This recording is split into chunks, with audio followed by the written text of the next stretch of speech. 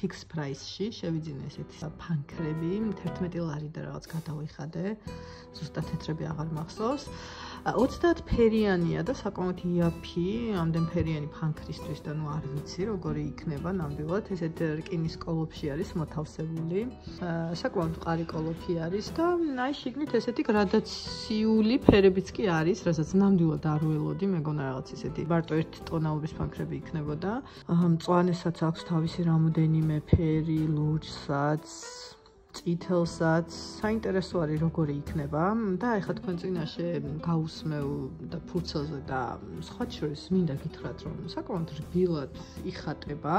და მაინტერესებს ეხლა ერთმანეთში რამდენად კარგად გადავა და აი მეორე ფერის წვანესაც რო ვადებ სხვა შორის კარგად გადადის ერთმანეთში ნუ ამ ფასისთვის აშკარად კარგი ფანქრებია. ეხლა უფრო ღია ფერზე ვცდი და ვნახოთ აბა როგორ მომეწონება. საკმაოდ რბილი, ნორმალური ფანქრებია. ნუ, ვისაც დაუშვათ არ შეგიძლიათ უფრო ძვირად ღირებული ფანქრები შეიძინოთ, შეგიძლიათ ესეც იყიდოთ. მომეწონა. არა და რაღაც ისე სკეპტიკურად შევხედე თავიდან კოლოფი რო გავხსენი, მეგონა რომ ესეთი შეშა ფანქრები იქნებოდა და ნამდვილად არ ველოდი.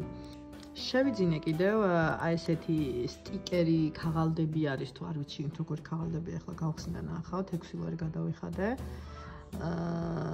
და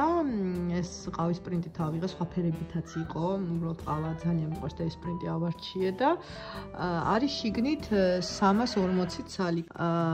340 ცალი საკმაოდ ბევრია მაგრამ არც თუ ისე სქელი ქაღალდებია და არც ძალიან თხელი ნუ საშუალო სისქის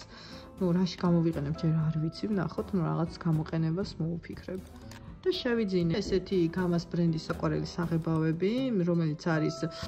24 ფერიანი და 6 ლარი გადავიხადე მოწერია რომ არის არ არის ტოქსიკური აღებავები და მარტივად ერევა ერთმანეთშიო და ამას ვნახავ შემდეგ ვიდეოში დავხატავ ამ აღებავებით და გაჩვენებთ როგორი აღებავები გამოდგება